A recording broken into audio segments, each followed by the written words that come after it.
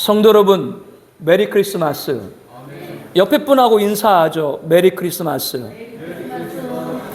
오늘은 성탄 전날 맞는 주일이죠.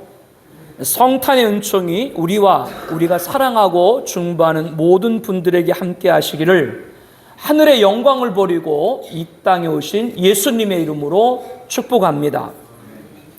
오늘 본문은 아내 사라의 죽음을 맞이한 이후에 아브라함의 처신을 통해서 그와 그의 후손들이 이어받게 되는 놀라운 복에 대해서 함께 나누고자 합니다. 이 아브라함의 대대의 복이 우리 가문의 복이 되기를 예수님의 이름으로 축복합니다. 우리는 충분히 그럴 자격이 있죠. 너희는 유대인이나 헬라인이나 종이나 자유인이나 남자나 여자나 다 그리스도 예수 안에서 하나이니라. 너희가 그리스도의 것이면 곧 아브라함의 자손이요 약속대로 유업을 이을 자니라고 갈라디아서 3장 28절 29절에 말씀합니다. 예수님을 믿음으로 아브라함의 영적 자손이 되었기 때문에 그의 유업 또한 우리의 것인 줄로 확신합니다. 사라가 누린 횟수가 127세라고 창세기 23장 1절에 말씀을 합니다. 사라가 시집을 간 나이를 정확하게는 알 수 없어요. 그러나 당시에 좋은 풍습을 보았을 때 아마도 20세 전, 15세 전으로 결혼을 했을 것으로 보입니다. 그렇다면 사라는 아브라함과 함께 110년이 넘는 긴 시간 동안 해로를 한 것이죠. 여러분도 그렇게 남편과 아내와 살고 싶죠?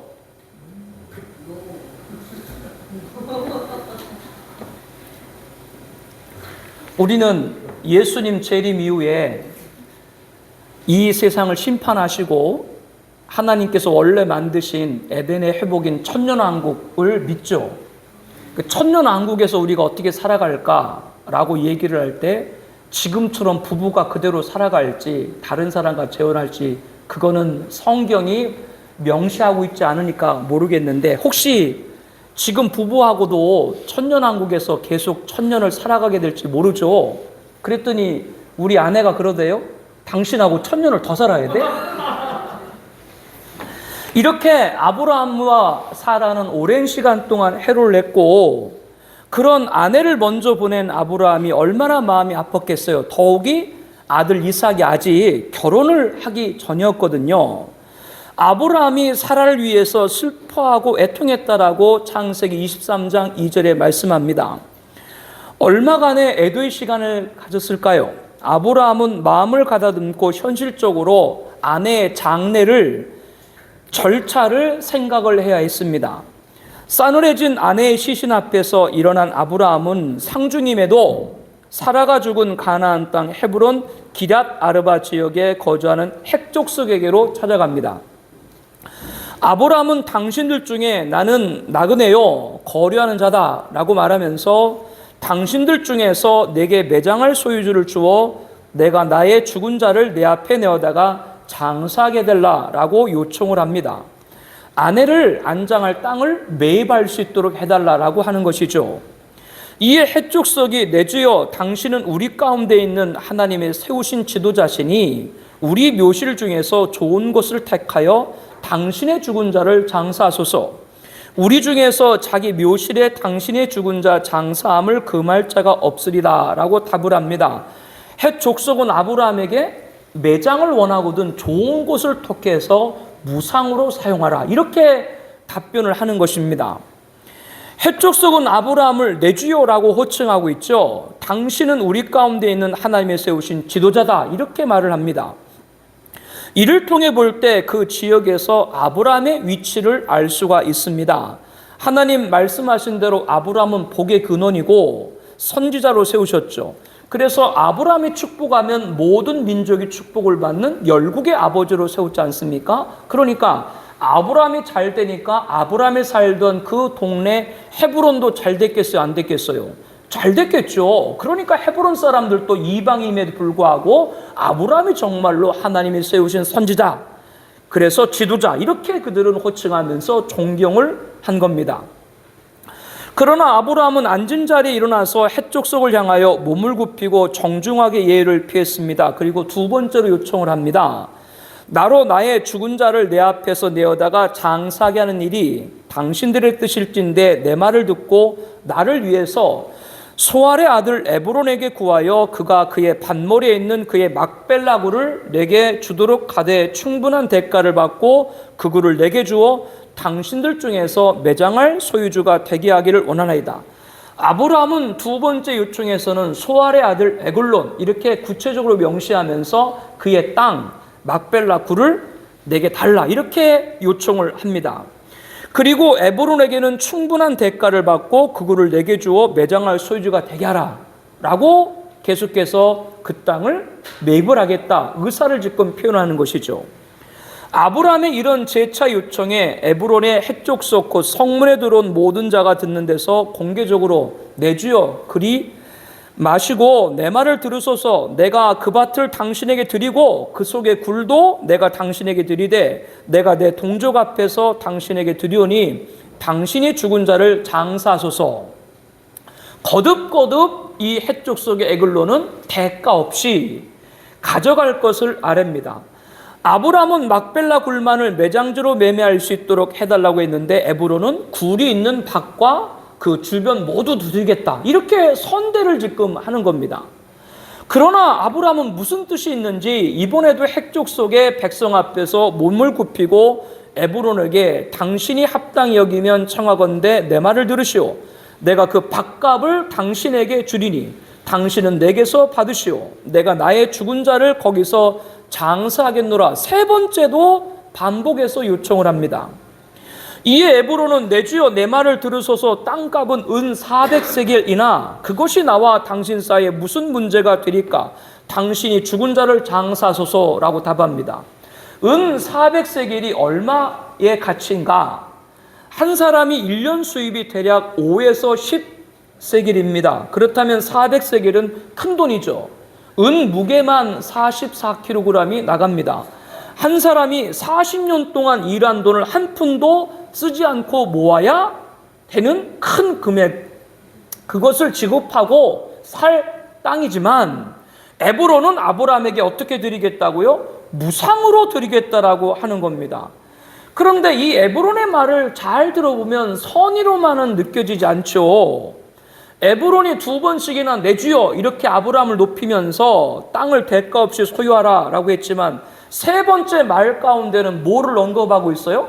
땅값이 은 400세겔이나 그것이 뭐가 문제가 되니까 왜 돈을 얘기를 해? 세 번째도 그냥 가져가라고 얘기하지. 이것은 그 대가를 받고 싶은 마음이 은연중에 내포하고 있음을 알 수 있습니다. 에브론의 장삭 속으로도 보이는 듯 합니다. 그럼에도 어찌되었건 아브라함은 그들 앞에 몸을 굽히면서까지 깍듯이 인사를 드리고 자신의 값을 주고 사겠다고 세 번씩 요청합니다. 헷 족속과 땅의 소유자 에브론이 거저가라고 했는데도 아브라함이 굳고 사양하는 이유가 무엇일까? 이것은 아브라함의 체험에 기인합니다. 창세기 20장에 아브라함이 아비멜렉의 후대로 인해 가지고 블레셋 그랄에서 원하는 대로 땅을 소유하게 되었죠. 그런데 아브라함은 좋은 처지가 있어서 열심히 우물을 파 놓았습니다. 그렇지만 어느 날 아비멜렉의 종들이 와서 자신들의 소유라고 빼앗아 가버렸죠. 근데 그렇게 주장을 해도 아브라함이 그 땅을 매입한 증거가 없었기 때문에 속수무책으로 당할 수밖에 없었습니다. 그래서 나중에 아비멜렉이 아브라함과 서로 약조를 맺자라고 찾아왔을 때 그 사실을 아브라함이 말하고 많은 사람들이 보는 앞에서 약조의 예물로 양과 소를 주고 별도로 7 암양 새끼를 아비멜렉의 손으로 직접 가져가겠습니다. 이것을 증거로 이 우물, 그 블레셋의 그랄 땅의 모든 것은 누구의 소유? 아브라함의 소유가 되었다는 증거를 만방에 알게 했죠.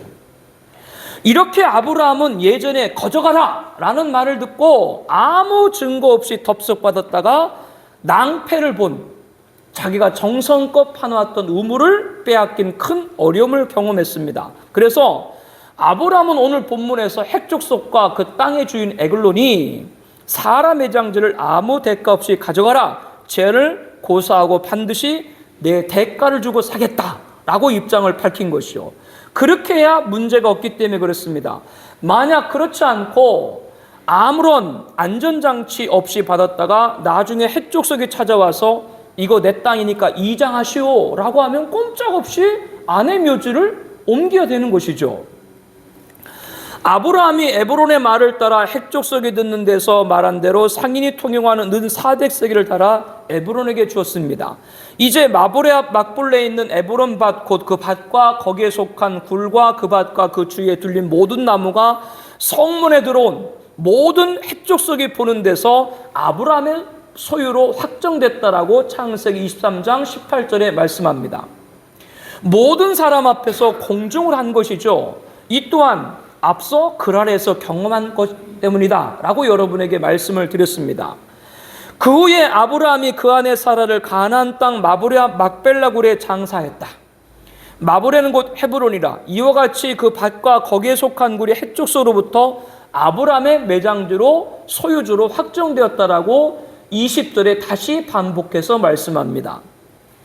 사라를 이곳에 안장한 것은 그 후로부터 아브라함도 거기에 장사가 되어지고 그의 아들 이삭, 자부 리브가 그리고 손자 야곱, 손자 자부 레아도 헤브론 마보레 막벨라의 장사를 지내게 되죠. 이렇게 헤브론을 중심으로 가나안 땅 하나하나를 다 누구 소유로 삼게 되는 거예요? 아브라함, 즉 이스라엘의 소유로 삼게 되는 겁니다. 후손 대대로 누구의 땅이에요? 아브라함 후손의 땅이 된 것이죠.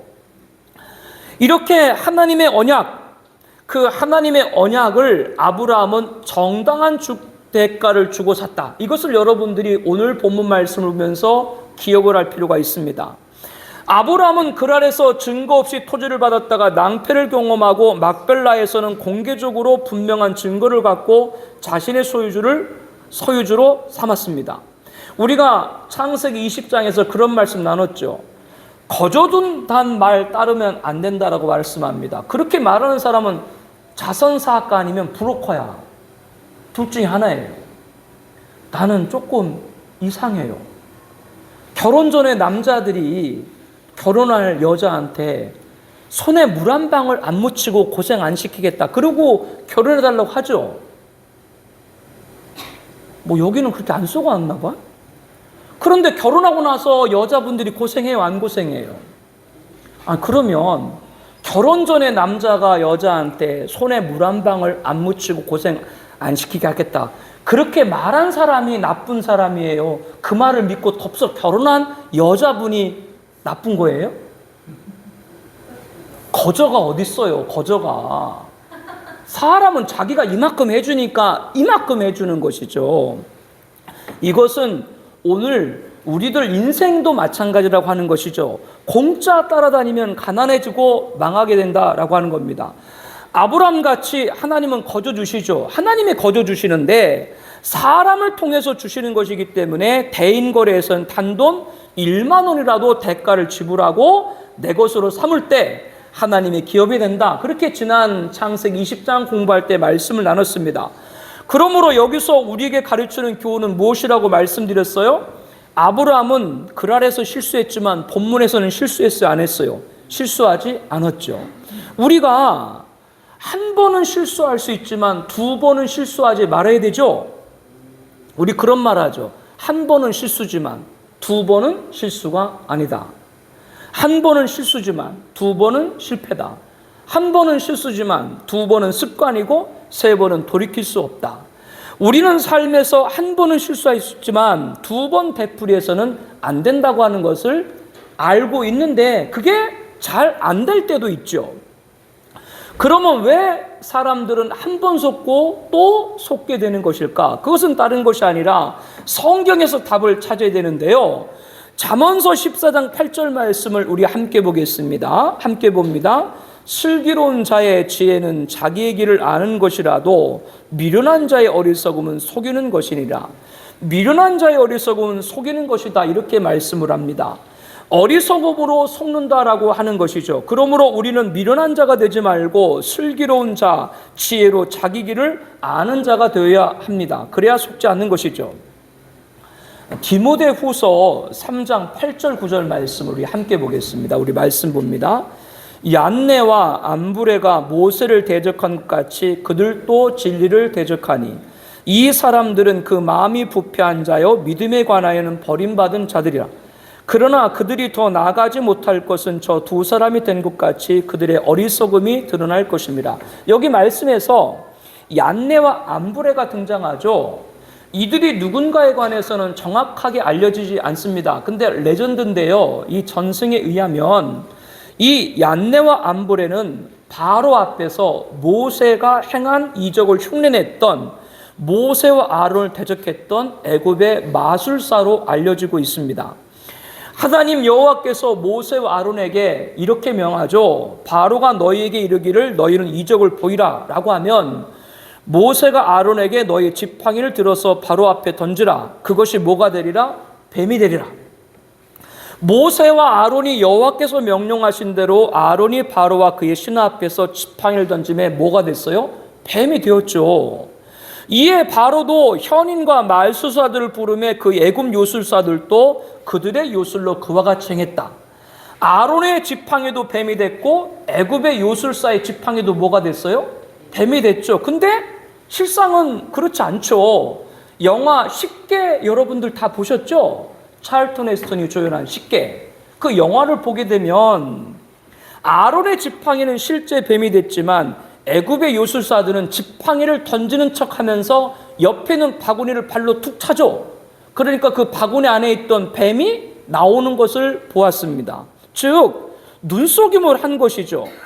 나중에는 여러 명의 애굽의 요술사들이 지팡이를 던지며 뱀이 됐습니다. 그러나 아론의 지팡이가 그들 모든 걸 다 삼켜버렸죠. 이것은 누가 위라고 하는 것이에요? 애굽의 요술사가 아니라 아론이 위라는 걸 보여주고 있죠. 그 이유는 아론은 누구의 이적이에요? 하나님의 이적이기 때문에 그렇죠. 그러나 바로의 마음은 완악해서 그들의 말을 듣지 않고 끝까지 이스라엘을 애굽에서 내보내지 않았죠.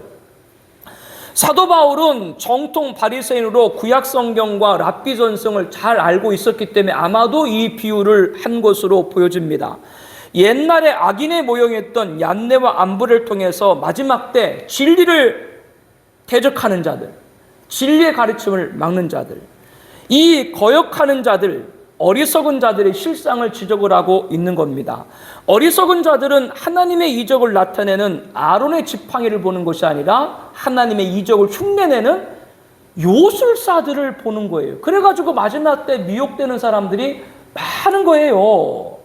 바로와 같이 완악해서 진리를 대적하고 그 마음이 부패하고 믿음에 관하여 버림받은 자들, 이렇게 성경은 말합니다.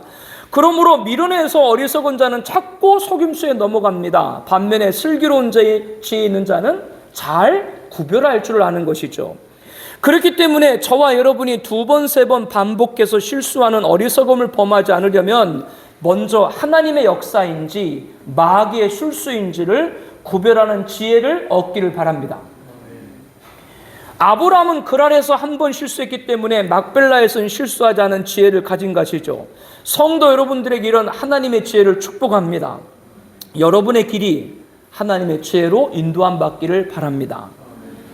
두 번 실수했다. 괜찮아요. 세 번 실수하지 않으면 돼요. 세 번 실수했다. 괜찮아요. 네 번 실수하지 않으면 돼요. 그러나 한 번 실수하고 그 후로부터 실수하지 않으면 더 좋은 것이죠. 그래서 여러분에게 하나님의 지혜를 축원하여 드리는 겁니다. 애굽의 요술사들도 지팡이가 뱀이 되게 했다. 그건 속임수죠. 즉 악한 자들도 비슷하게 만드는 거예요. 하나님이 주시는 것처럼 흉내를 내는 것이죠. 기도하는 사람들에게는 바른 분별을 하나님의 지혜를 보게 할 줄로 압니다. 반복해서 실수하지 않기 위해서는 두 번째로 하나님의 결론을 따라야 됩니다. 우리가 하나님의 지혜를 구할 때 내 결론을 갖고 기대하지 말고 하나님의 결론을 듣고 난 후에 제가 따르겠습니다. 이렇게 기도하는 여러분 되시기를 바랍니다. 인간의 노력은 중요합니다. 인간의 노력 없이 거두는 것이 어디가 있겠어요. 그러나 하나님이 결론을 주실 때 그 후에 인간의 노력을 알 수 있는 여러분 되기를 바랍니다. 인간의 노력을 하지 말라, 그런 것이 아니고요. 하나님의 결론을 듣고 거기에 따라서 심혈을 기울이고 최선을 다해서 인간의 노력을 하라고 하는 것이죠. 아브라함이 거저가라, 이렇게 해족속들이 제안했잖아요. 그 간청을 굳고 사양하고 은 400세기를 주고 매입한 이유가 무엇이에요? 막벨라 굴과 그 주변 밭과 나무들이 탐나서였나요? 아닙니다. 하나님은 이미 오래전에 아브라함에게 그 후손들에게 애국강에서부터 큰 강 유브라데까지 다 너희의 기업으로 주겠다, 이렇게 영토의 복을 줬죠. 하나님이 그렇게 옛날에 언약을 하셨거든요. 그 언약 안에 헤브론 막벨라 굴이 있는 것이죠. 그렇기 때문에 하나님이 주시겠다는 약속을 들었고 그 땅에 소유할 기회가 왔을 때 해족속에게 돈을 주고 산 겁니다. 여러분, 자신의 대가를 주고 일을 할 때 하나님이 주시겠다는 결론을 듣고 난 후에 자신의 대가를 주고 인간의 노력을 한 것이지, 자기가 먼저 사고 난 다음에 하나님의 뜻을 구한 것이 아니다. 제 설명이 이해가 되죠? 이해가 안 됐어요? 이해가 다 되시죠? 하나님의 결론을 듣지 않고는 인간의 노력을 하지 않겠다, 이런 자세를 갖길 바랍니다. 하나님의 결론을 듣고 인간의 노력을 하겠다, 이 순서를 갖기를 바랍니다. 하나님의 결론을 따라 인간의 노력에 경중을 정하겠다, 이 판단을 갖기를 바랍니다. 즉 물질을 쓸 때 써야 하는 것이죠. 이 하나님의 결론을 갖는 자세와 순서와 판단을 가져야 됩니다. 그러기 위해서 기도하며 인내하는 것이죠. 그렇기 때문에 내 결론을 갖고 기도하지 말고 하나님의 결론을 구하고 기도하는 여러분 되시기를 주의 이름으로 권면합니다. 우리는 한 번 이상 다 경험을 했습니다. 내 결론 갖고 기도했다가 쌍코피 터진 거. 안 터졌어요? 우리 다 경험을 했잖아요. 그런데도 우리는 내가 결론을 먼저 갖고 또 행하려고 자꾸 그런 생각들이 반복이 되죠. 그렇게 몇 번 반복해서 실수를 범할 수밖에 없는 걸 알면서도요, 이거를 단호히 물리칠 수 있는 오늘 이 자리가 되기를 축복합니다. 반복해서 실수하지 않기 위해서는 세 번째, 하나님의 행함을 구해야 됩니다. 하나님의 행함이란 하나님의 일하심입니다. 우리가 하나님의 결론을 따르고 그리고 인간의 노력을 했어요. 근데 이 인간의 노력이라고 하는 것이 하나님 행함 영역 안에 있어야 된다라고 하는 것이죠. 즉 하나님 일하심에 인간의 일함이 있어야 되는 것이지, 내가 일하고 하나님의 일하심을 거기에 묶으려고 해서는 안 된다라고 하는 겁니다. 성도님들, 하나님이 이미 오래전에 아브라함과 그 후손들에게 애국강에서부터 큰 강 유브라데까지 기업을 주겠다, 이렇게 영토의 복을 주었죠. 그러면 그 약속의 땅을 차지하게 되는 과정을 잘 여러분이 살펴봐야 돼요. 하나님은 땅을 약속하고 나가서 아브라함을 들어가지고 그 땅 중앙에 놓고 이제부터 이거 네 땅이니까 다 가져라, 이렇게 했나요? 그렇게 하지 않았다라고 하는 것이죠. 블레셋 그랄 아비멜렉은 아브라함에게 이 땅이 내 앞에 있으니 내 복이 좋은 대로 거주하라, 그렇게 얘기를 했었고요. 창세기 20장에서. 오늘 본문에서 핵족속과 그의 땅 주인 에글론이 막벨라굴을 그냥 가지라, 이렇게 먼저 제안을 했잖아요. 그러면 이렇게 아비멜렉과 핵족속의 선대에서 아브라함에게 땅을 가지도록 한 것, 그렇게 한 것은 아비멜렉과 핵족속의 마음을 누가 움직인 거예요? 하나님이 움직인 거죠. 이게 하나님의 일하심입니다. 하나님이 우리에게 주실 때 필요한 그것에 하나님 먼저 그것을 갖고 있는 사람들의 마음을 움직여서 우리에게 그것을 갖도록 하는 줄로 믿습니다. 그러므로 그 하나님이 일할 때까지 기다리다라고 하는 것이죠. 그러는 여러분이 될 줄로 압니다. 하나님이 우리에게 주시고자 하는 것은 그냥 주시는 것이 아닙니다. 그렇기 때문에 그때까지 기다리고, 즉 하나님이 일하실 때까지 기다리고 그 일하심에 인간의 일함, 노력이 있어야 되는 것이죠. 하나님의 약속에서도 무엇을 기다리라고요? 하나님이 일함을 기다리라. 저도 하나님이 주시겠다고 하는 것이 많이 있거든요. 여러분도 많이 있죠? 근데 아직까지도 가만히 있는 건 하나님이 오늘 말씀처럼 일하심이 우리들에게 보여질 때가 있죠. 그때까지 믿음에서 떠나지 않는 여러분 되길 바랍니다. 그때까지 언제 기다려? 시간 낭비야. 아니에요. 내가 먼저 일해봤자 오히려 더 큰 어려움만 오게 되는 것이기 때문에 그렇죠. 이렇게 하나님이 일하실 때까지 기대되는 것이죠. 하나님의 행함, 하나님의 일하심을 기다리지 않고 인간의 행함, 인간의 일함에 앞서서는 큰 피해를 볼 수밖에 없습니다. 그렇게 되면 몇 번 계속해서 반복해서 실수를 범할 수밖에 없고 열심히 일한 것 같지만 항상 그 자리에 맴돌고 있게 되는 겁니다. 예수님께서 그들에게 이르시되 내 아버지께서 이제까지 일하시니 나도 일한다. 요한복음 5장 17절 말씀이거든요. 이 말씀은 예수님께서는 하나님의 일을 하기 위해서 이 세상에 오셨다라고 하는 뜻이거든요. 또 다른 의미는 예수님이 하시는 일은 누가 함께 하신 거예요? 하나님이 함께 하셨다라고 하는 것이죠. 예수님께서도 하나님의 일하심 안에 일하셨다면 하물며 우리들은 두말할 나위도 없는 것이죠. 믿음으로 아브라함은 부르심을 받았을 때 순종하여 장래 유업으로 받을 땅에 나갈새 갈 바를 알지 못하고 나갔음에 히브리서 11장 8절 말합니다. 아브라함이 처음 부름받았을 때 고향 갈대아우를 등지고 하나님 명령하신 가나안을 향했을 때 가는 길을 알아서 간 것이 아니라 갈 바를 알지 못하고 갔다. 갈 바를 알지 못하고 갔다고 하는 것은 누가 인도한 대로 갔다고 하는 거예요? 하나님을 따라간 것이죠. 즉 하나님 일하심 안에 아브라함이 일했음을 처음 부름받을 때부터 우리는 확인하게 됩니다. 자신들의 혈육적 아브라함 후손이라고 자랑하는 유대인들은 자기들이 아브라함 후손이라고 자랑했거든요. 그들에게 예수님이 뭐라고 얘기를 했냐면요, 너희가 아브라함의 자손이면 아브라함의 행한 일을 할 거라, 이렇게 그들에게 책망을 했습니다. 우리가 예수님 믿음으로 영적으로 아브라함의 자손이 되었습니다. 그렇다면 아브라함처럼 하나님의 행함, 일하심 안에서 행하고 일하는 여러분 되기를 바랍니다.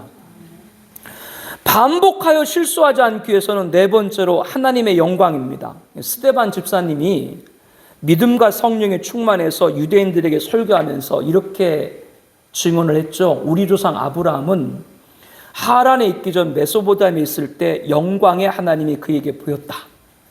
아브라함이 본토 친척 아비집을 떠나 결단할 수 있었던 것은 고향 갈대아우로 그 메소포타미아의 찬란한 영광보다 뭐를 봤다고요? 하나님의 영광을 보았다. 이렇게 지금 증언하고 있는 겁니다.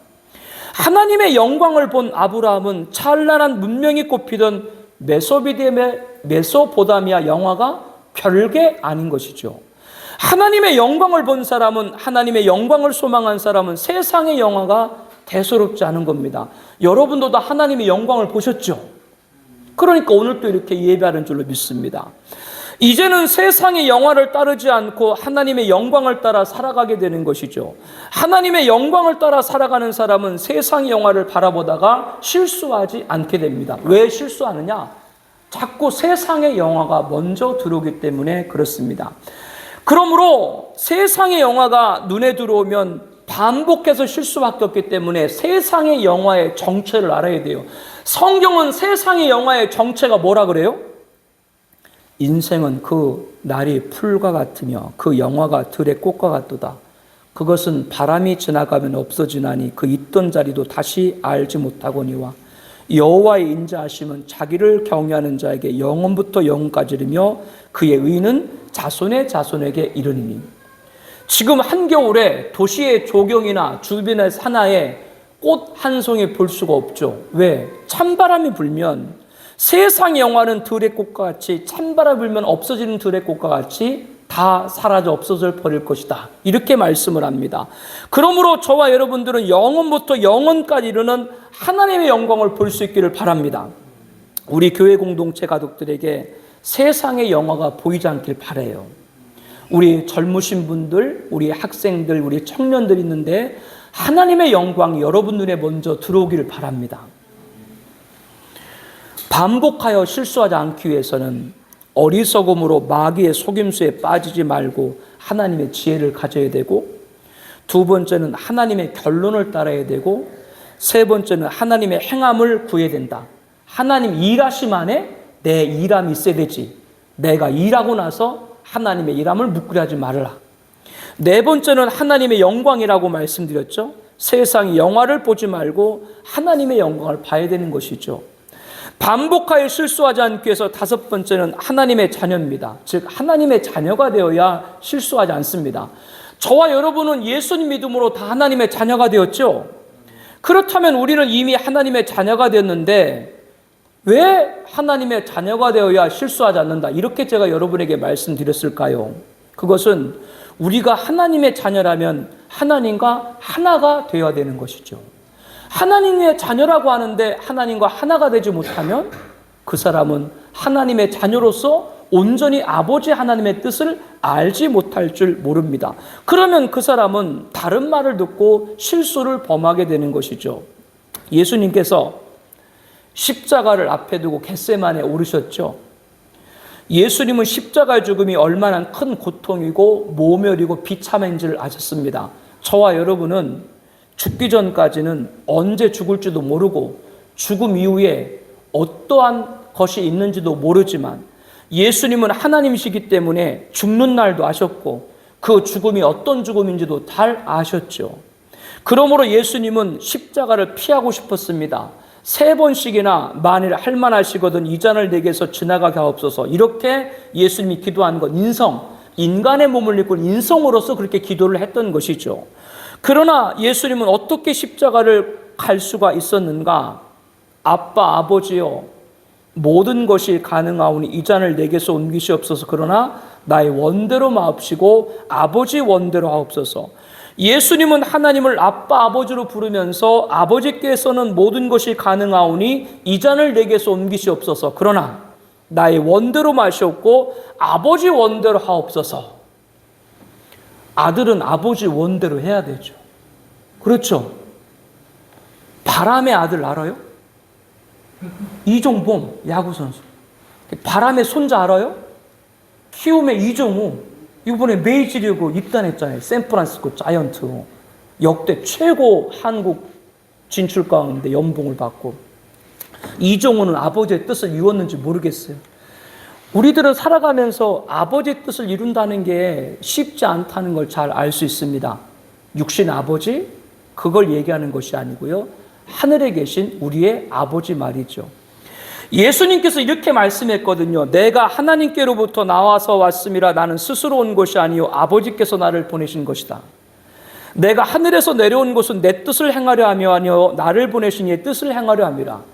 나와 아버지는 하나다. 이게 예수님께서 항상 하셨던 말씀이거든요. 그러므로 아버지 원대로 아버지 뜻대로 살게 해달라고 하셨기 때문에 마지막에 십자가에 감당을 하실 수 있었던 것이죠. 여러분, 예수님만 하나님을 아빠 아버지로 부르나요? 아닙니다. 저와 여러분도 너희가 아들임으로 하나님이 그의 아들의 영을 우리 마음 가운데 보내사 아빠 아버지로 부르게 하셨느니라고 말씀을 합니다. 그렇다면 우리들도 하나님과 하나가 되어야 되죠. 그때 비로소 우리는 하나님의 자녀다라고 말할 수가 있습니다. 그렇기 때문에 그때 하나님의 자녀가 될 때 하나님의 원대로 하기 때문에 실수를 하지 않게 되는 것이죠. 지난 시간에 아브라함의 최종적인 시험에서 말씀을 나눴잖아요. 하나님은 아브라함의 최종적인 시험을 하는데 아브라함의 가장 귀한 것으로 시험을 했죠. 아브라함에게 가장 아끼는 것이 뭐예요? 대부호, 튼실한 가축, 수와의 노비, 푸른 초지, 수건이 깊은 우물, 그 모든 것이 아니라 아브라함에게 가장 귀하고 아끼는 것은 아들이었습니다. 아들인데 어떤 아들이요? 외아들이었죠. 둘이 아니라 하나입니다. 아브라함은 최종적인 시험에서 아브라함의 가장 아픈 것, 하나님께서는 그걸 찔렀죠. 그 아들을 모아라, 내게 번제로 바치라. 그런데 아브라함은 시험을 통과했습니다. 왜? 이삭은 자신의 아들이기 전에 하나님의 아들이라는 걸 알았죠. 성경에 보니까 아브라함은 100세고 사라는 90세다.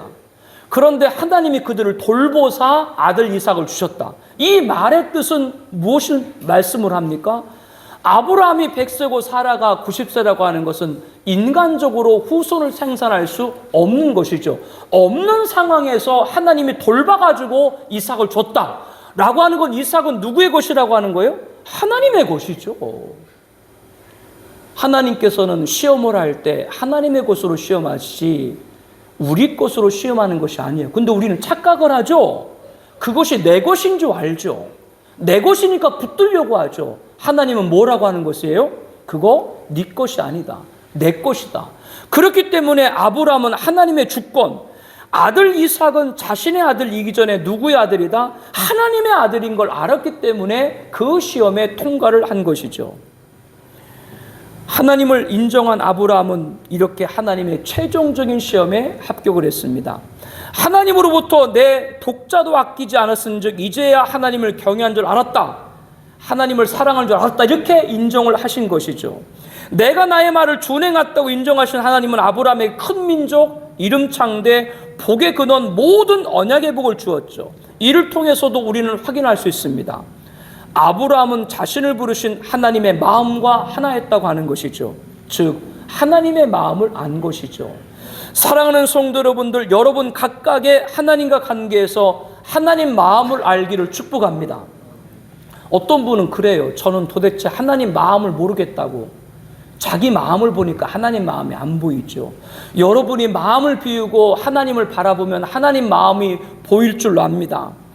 실수하지 않고 시험에 통과해서 모든 복을 받은 것, 아브라함이 누구를? 하나님의 마음을 알았기 때문에 이게 하나님의 자녀인 것이죠. 이렇게 하나님의 자녀는 하나님과 하나야 됩니다. 우리 성도님들이 부탁하건대 명목상 하나님의 자녀가 아니라 하나님의 마음을 아는 하나님과 하나가 되는 자녀가 되기를 축복합니다. 그래서 실수하지 않고 승리하시기를 예수님의 이름으로 축복합니다. 오늘 창세기 23장 18절 말씀에 성문에 들어온 모든 핵족속이 보는 데서 아브라함의 소유로 확정됐다. 그리고 20절에도 이와 같이 그 밭과 거기에 속한 굴이 핵족속으로부터 아브라함이 매장할 소유주로 확정됐다. 두 번 연속해서 막벨라 굴과 주변 밭과 모든 나무들이 아브라함 소유로 확정됐다고 말씀을 하고 있습니다. 즉 두 번 실수하지 않은 아브라함에게 확정해서 준 것이죠. 하나님의 자녀는 두 번 실수하지 않습니다. 혹 두 번 실수할 수 있어요. 세 번 실수하지 않기를 바랍니다. 그 세 번 혹시 실수했다고 할지라도 네 번 실수하지 않기를 바랍니다. 그러나 두 번 실수하지 않는 것이 가장 좋은 것이죠. 저와 여러분도 아브라함같이 하나님으로부터 확정된 소유를 받기를 바랍니다. 하나님의 지혜를 구하고 하나님의 결론을 따르고 하나님 행함에 하나님 일하심에 여러분의 일하심이 있기를 바라고 하나님의 영광을 보고 세상의 영화를 물리치고 하나님의 자녀로서 하나님과 하나가 될 때 하나님 마음을 알 때 두 번 실수하지 않게 되는 것이죠. 그래서 누구도 손댈 수 없는 하나님의 모든 복을 확정받는 우리 교회와 그리고 여러분 가정과 기업과 자녀 되시기를 예수님의 이름으로 축복합니다. 우리 함께 통성으로 기도하겠습니다. 여러분 기도 제목 있죠? 우리 함께 읽어요. 우리 기도 제목을 함께 읽겠습니다. 아브라함은 그랄에서 실수를 막벨라에서는 하지 않았습니다. 여러분 주보사에 보게 되면 간지 있죠? 그 간지의 기도 제목 있죠? 우리 함께 읽습니다. 아브라함은 그랄에서 실수를 막벨라에서는 하지 않았습니다.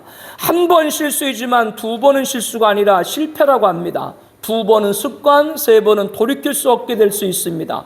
두 번 실수하지 않게 해서 다 같이 읽으세요. 첫 번째, 모세의 기적을 흉내내는 얀네와 암브란 같이 진리의 가르침을 거역하는 자들에게 미혹되는 마귀술수를 통찰하고 성령님을 통해 하나님의 역사를 구별하는 지혜를 얻고 승리하게 하옵소서. 두 번째, 내 결론을 버리고 하나님 결론으로 기도하게 하옵소서. 내 노력도 하나님의 결론을 듣고 따르게 하옵소서. 아브라함이 사라 매장지로 막벨라를 매입한 것은 단순히 탐나서가 아니라 하나님 주신 언약의 땅이기 때문입니다.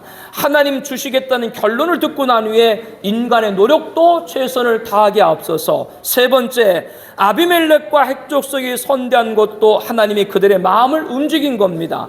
아브라함은 하나님이 일하실 때까지 기다린 겁니다. 그리고 기회가 왔을 때 자기가 일한 겁니다. 인간의 일함 안에 하나님의 일하심 묵지 말고 하나님 일하심에 인간의 일함이 있게 하여 주시옵소서. 네 번째, 아브라함은 갈대아 우리의 찬란한 메소포타미아가 아니라 하나님의 영광을 보았습니다. 세상의 영화는 찬바람 불면 사라지는 들꽃 같습니다. 영원부터 무궁한 하나님의 영광을 바라보게 하옵소서. 다섯째, 하나님의 자녀가 되어야 됩니다. 자녀는 아버지와 하나입니다. 우리는 하나님의 자녀입니다. 아브라함이 아들을 바치라고 하는 최종적인 시험에 통과할 수 있었던 것은 하나님의 마음을 안 것입니다.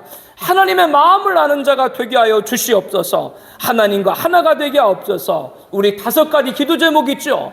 우리 함께 통성으로 기도하겠습니다.